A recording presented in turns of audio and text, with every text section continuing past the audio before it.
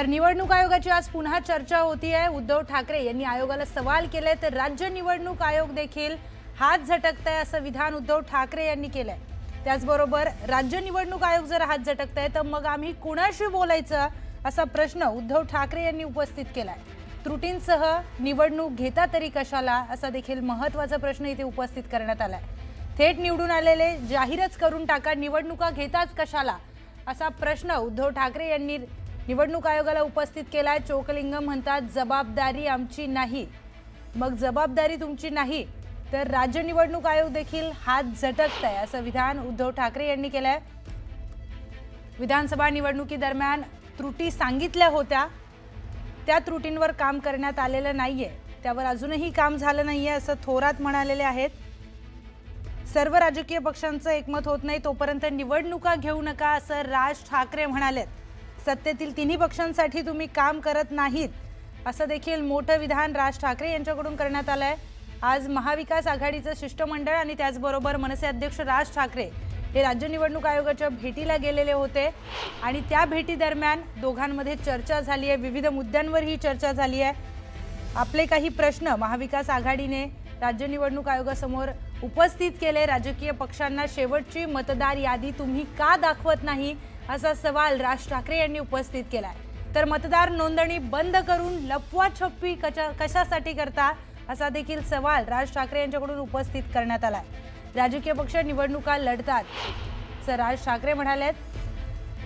त्याचबरोबर जितेंद्र आव्हाड यांनी देखील आयोगाला सवाल उपस्थित केले। तुमची यंत्रणा सज्ज नाही असं विधान जितेंद्र आव्हाड यांच्याकडून करण्यात आलंय। दुबार मतदार बरेच आहेत असं देखील वक्तव्य जितेंद्र आव्हाड यांनी केलंय।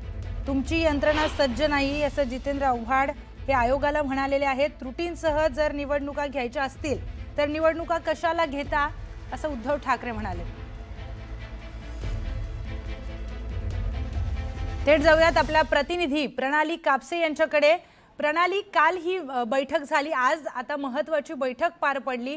अनेकांनी अनेक प्रश्न उपस्थित केले, यावर राज्य निवडणूक आयोगाने नेमकं काय म्हटलंय सगळी सविस्तर माहिती सांगा।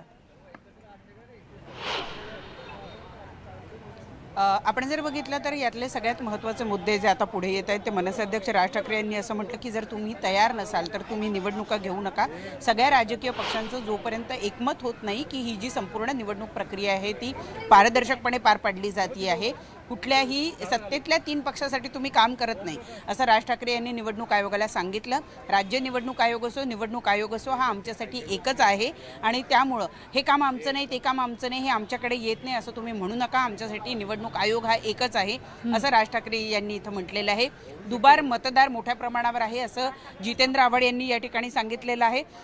तर त्याचबरोबर आपण जर बघितलं तर उद्धव ठाकरे असं म्हणतात की ही जबाबदारी आमच्याकडे नाही ती जबाबदारी आमच्याकडे नाही असं म्हणू नका।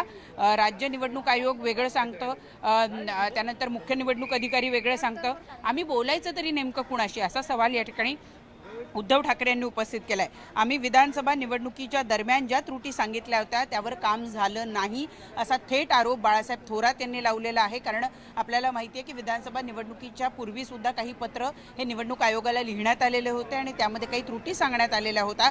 त्यामुळे बाळासाहेब थोरात यांनी या ठिकाणी सवाल उपस्थित केलेला आहे की ज्या गोष्टी आम्ही तुम्हाला सांगितलेल्या होत्या त्या गोष्टी त्याची परिपूर्तता करण्यात आलेली नाही। मनसे अध्यक्ष राज ठाकरे यांनी असा सुद्धा सवाल उपस्थित केला की तुम्ही मतदार नोंदणी बंद का केलेली आहे। जर तुम्ही निवडणुकीच्या तारखा घोषित केलेल्या नाहीये तर मग तुम्ही मतदार नोंदणी जी आहे ती बंद का केलेली आहे। तर त्यावर निवडणूक आयुक्त असं म्हणाले की आम्ही 1 जुलै ही शेवटची तारीख ठरवलेली होती आणि 1 जुलै पर्यंतचे जे मतदार नोंदणी आहेत त्यामध्ये ज्यांची नोंदणी झालेली आहे त्या याद्या आम्ही प्रसिद्ध केलेल्या आहेत।